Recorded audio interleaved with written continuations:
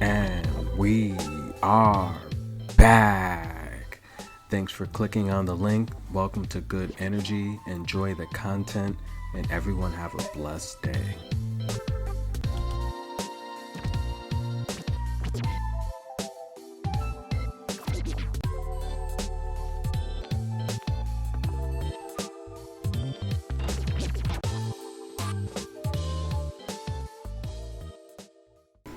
And we are back. Welcome to Good Energy, guys. Another great day of amazing tennis, and guys, another great day of predictions. If you actually follow the channel loyally, then you'll see that the picks I give out on here, they win. So thank you for the support. Thank you for all the donations, guys. You are really keeping the channel afloat. Over 300,000 views. I appreciate you guys. But let's get into today's action. We have a great show for you today. Iga Swiatek, Zhang. This was a great match, guys. Zhang took the first set, and a lot of people around the world, including myself, was thinking that Zhang could probably pull it out. But she's a rare breed. She's very special.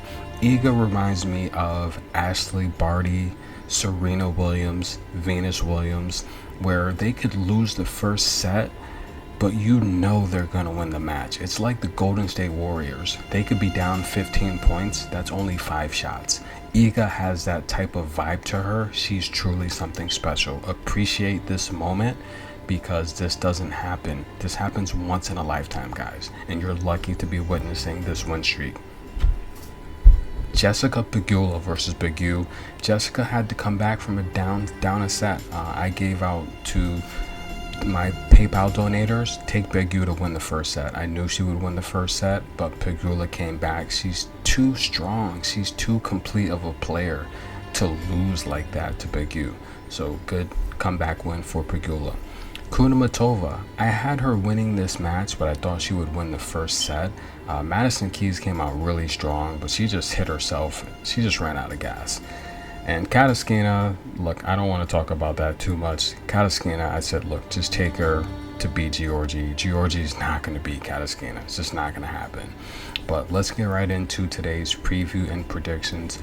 Coco Corey Golf, the 18th seed, taking on Sloane Stevens. This match is going to be fireworks. Somebody's O must go. A battle of the two dominant American players in this tournament. And it's going to be sad to see one of these ladies lose.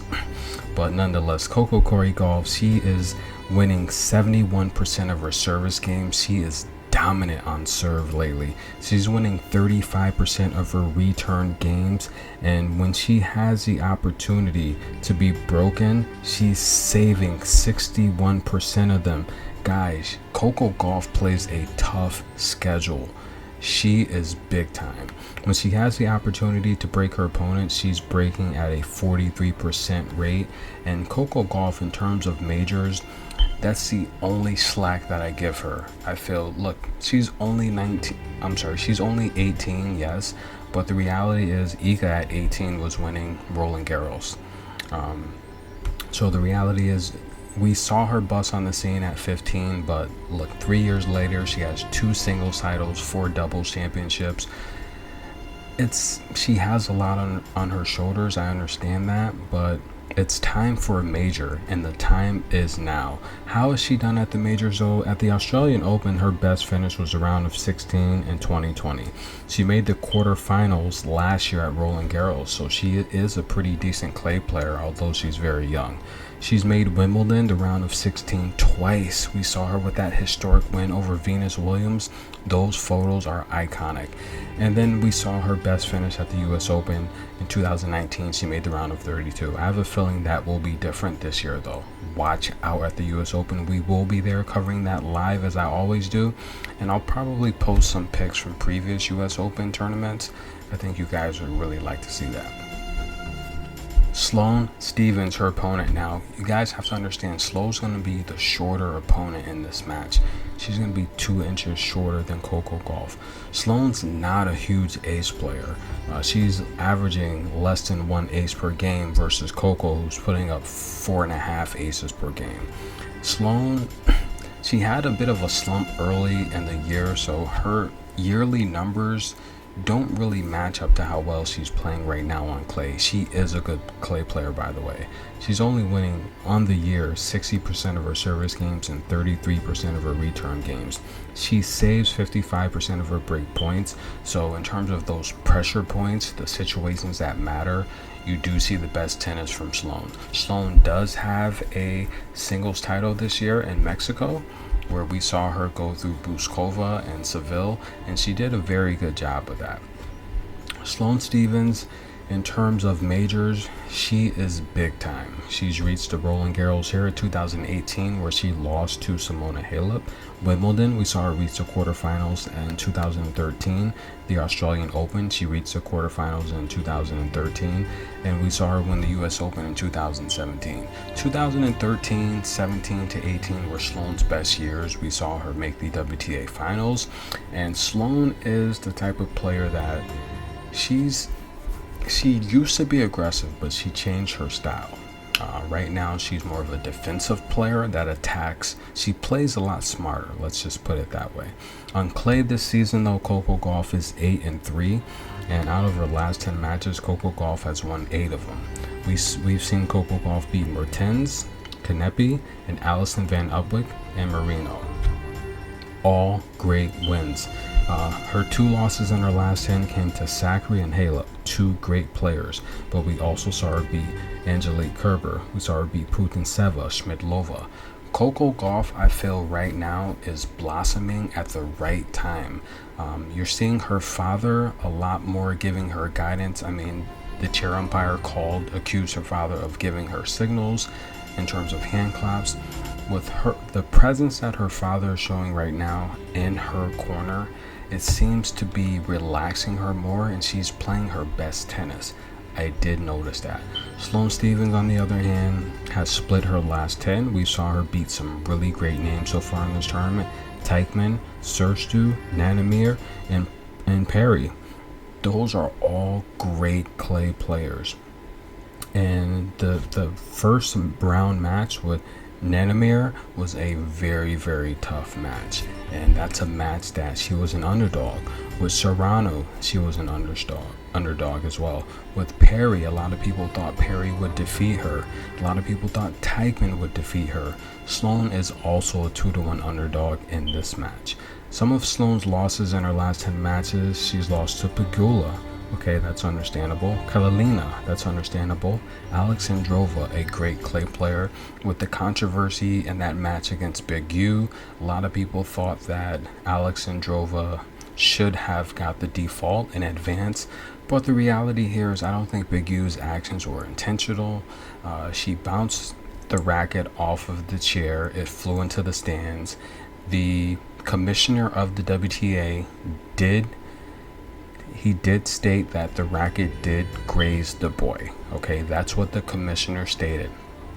I have the video, and I don't see how the racket didn't graze him. You can see the racket kind of go near him, but nonetheless, Sloane is playing good tennis, and she plays her best tennis on this surface. A lot of people don't know that.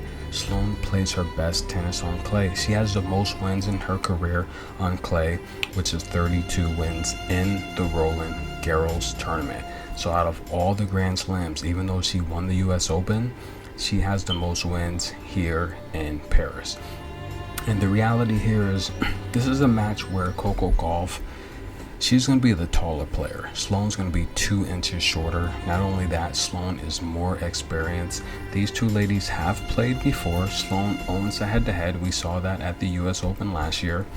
And Sloane, she kind of took Coco to school. If you saw that match, go back and watch it. Sloane took her to school. It was very bad. It was lopsided. However, Sloane's a different player now, and Coco's a different player now. I feel Coco's playing a lot better now. I think she's playing the best tennis of her life. I think she's reaching that maturity point. And if you guys watch the channel, I've been talking about Iga for a long time because I felt when Iga hit her drought, I was disappointed and I was waiting for it to happen and happen. It didn't happen until this year. It didn't happen at the WTA finals when it mattered the most. It happened this year. I kind of think this year is Coco's year. I think that a match with Leylah Fernandez would be amazing in the semifinals, and I think a match with Iga Swiatek, Coco, that would be amazing as well. However, I do have to pick a prediction for this match. Right now, these two ladies, they're playing completely different styles. Coco's being a lot more aggressive, and Sloane Stephens is being a lot more defensive minded. Sloane, the way she's playing right now makes me think that she understands that she doesn't have much longer to be at the top of her game, especially with women's tennis being so competitive and so many newcomers coming along like Emma Raducanu. I feel Sloane is taking advantage of each big stage moment. This is a match where, in terms of coaching, I say it all the time, Coco Gauff has the best coaching there is. However, Sloane's been here before. She loves it in Paris. She plays her best tennis in Paris. And I think you're going to see Sloane continue to be relaxed, calm, and composed. And I think Sloane is just going to be defensive. When you're playing on clay, you have to win each point. Okay? Clay players that advance, you're seeing the smarter, more mature players that are more patient advance. I don't think Coco Gauff has that type of patience just yet. I think she's a little bit too young. She's accomplishing some great things in the sport. She is probably the most popular woman in the sport outside of Serena Williams, Ashley Barty, and Iga Swiatek. And then you have those other players like Camila Giorgi that always draw a big crowd. For this match, I'm going to give you a lock. Take Sloane Stephens to win at least one set. That's a -165. I have a lot of people that send me messages, my old Patreons. Guys, take Sloane to win at least one set. That's -165. And the reality here is, I think Sloane will win this match outright. But take her to win at least one set. That's the pick. And I think she's going to do it by being patient. I think around mid-first set, late second set, Coco Gauff, she's going to have a collapse that she normally does. I've been saying it for a long time. She starts to break down when things get a little tight and her opponents figure out her game. The better tennis players, the smarter IQ players, they'll figure you out right around mid-match and then they'll make adjustments to it. Coco Gauff doesn't have the mental IQ yet. A lot of her ability is physical, and she has to learn that. That will come. You know, it took time for Iga to develop that. I think Osaka was using a lot of her athletic ability early on, and mentally she's just at a low point. When she returns, she's going to be a problem as well. Sloane Stephens win at least one set, -165 versus Coco Gauff. That is the lock. And this next prediction is going to be fireworks. Get your popcorn. Make sure you're in front of the TV with an extra large popcorn with extra butter, because you're going to be there for a while and it's going to be entertaining. This is going to be fireworks. Martina Trevisan versus 17th seed Leylah Fernandez. Both of these ladies are left-handed players, and that may cause matchup problems for someone. Left-handed players are used to playing right-handed players. They see them every day, but it's rare they play another lefty. And normally the player with the highest IQ will win this type of matchup.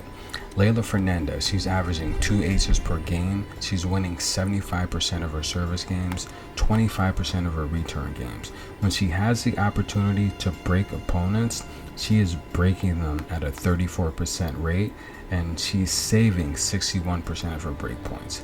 Leylah Fernandez, we all know she exploded on the scene. If you really follow tennis, you know she exploded on the scene by upsetting Sloane Stephens, not once, but 2 times. My Patreons at the time, Leylah Fernandez was a 5-1 underdog in the first time they played, and a 3-1 underdog the second time they played. I gave that prediction out for Leylah Fernandez to beat Sloane Stephens. That was a couple years ago. I gave that out, and you guys enjoyed that. And from there, she has not looked back. We saw her win a couple titles in Mexico, and we saw her explode in the US Open. In terms of majors, her best appearance at majors was the final appearance last year against Emma Raducanu. Wimbledon, she hasn't really done much. She was bounced out in the first round last year. Roland Garros 2020, she did make the round of 32, and she hasn't done much at the Australian Open, not making out of the first round in 3 attempts. She's going to be playing the hottest person on the female circuit aside from Iga Swiatek. Not a huge ace player. She's averaging 1 ace per game. She's winning 66% of her service game, so she does do it a lot on athletic ability. She's winning 45% of her return games though. She is a much better returner. And if you watch the match against Sasnovich, you saw that. The ladies, they exchanged breaks for a while there, but Martina is a lot more comfortable returning. And she plays her best tennis at Roland Garros, but the reality here is she is an offensive attacker, and she loves to hit freely when she's returning. Leylah Fernandez is going to have to watch out for that, because if she's going to win this match, she's going to have to play very smart. In terms of Martina, she's saving 59% of her break points. She converts at 56% of her breakpoint opportunities. Again, she's a very, very good returner. Martina, in terms of the majors, her best appearance was 2020 at the Roland Garros. She made it to the quarterfinals. She loves playing here. Other than that, she hasn't done much at the majors. These two ladies, in terms of clay experience, we know Martina is the more experienced clay player. Martina has 230 wins on clay. Leylah Fernandez, not that experienced on clay. Leylah's only got 38 wins on clay. Okay, Martina is very experienced with this surface, and she knows how to build points, which is why she's such a great returner. In terms of their recent form, Martina's won 9 in a row. 9 matches in a row. Leylah's won 8 of her last 10, but let's take a look at some of the wins from Martina. She's beat Sasnovich last round. I gave that pick out. She beat Seville. I gave that pick out. She beat Lynette. I gave that pick out. She beat Dart. I also gave that pick out. And she beat Lou in the Rabat, Morocco finals. Fernandez against Anisimova. I gave that pick out. Against Bencic, I gave that pick out. Against Senekova, I gave that pick out. Against Mladenovic, I gave that pick out. So Fernandez has really good form right now. She looks really good. But this is a match where Leylah is normally used to being the shorter opponent. She could use her athletic ability. But in this matchup, Martina's 2 inches shorter than Leylah. So that's an adjustment she's going to have to get used to. She's also going to have to get used to playing another left-handed player. Okay, that's going to be interesting. The thing with Leylah Fernandez, she is someone I normally won't go against because she's winning a lot of her matches on her athletic ability, and that's scary. Kind of like Coco Gauff, once she puts it all together. Yes, her father was a professional tennis coach, but I feel when I watch Leylah, there's a lot of shots she's not comfortable with. And I can see that she's not comfortable creating her own pace. She uses like a high grip on her forehand, and I can tell there's a lot of shots she's not comfortable with. Leylah's not a good serve and volley type of player. You know, those are the Iga Swiateks of the world, the Barbara Krejcikovas of the world, where they can set up and construct a point. And then even like a Amanda Anisimova, they set up points and construct them, which is more of a routine type of style, which mentally can keep you, stable in matches that aren't going your way necessarily, because then you have a rhythm to go back to, and once you find the rhythm, then you can break opponents. Leylah, if you notice her matches, a lot of them go 3 sets, and then she'll get broken, she'll break back, because she's winning off of her athletic ability. And the reality is Leylah, she doesn't like to back up in rallies, so she's she's a forward player. She's an aggressive type of player. She plays for winners. She's not really a rally player. And the reality here is, in this first strike of tennis type of match, I feel that Martina might be able to get the best of her in some of these exchanges. This is a matchup that it's very tough to pick. And I don't think Leylah Fernandez should be a 2-1 favorite in this match. But I'm not going to go against Leylah Fernandez. So I'm going to take the over in this match. I recommend you take the over 21 games in this match. If I had to pick a winner, that's very tough, because I don't like to go against Leylah because she always finds a way to win. Take the over, that's my official prediction. And that concludes today's preview and prediction video. Join me in the comments as I cover the live matches here, and watch out for any of the new short clips that I post in terms of these matches today. Thank you guys for the support.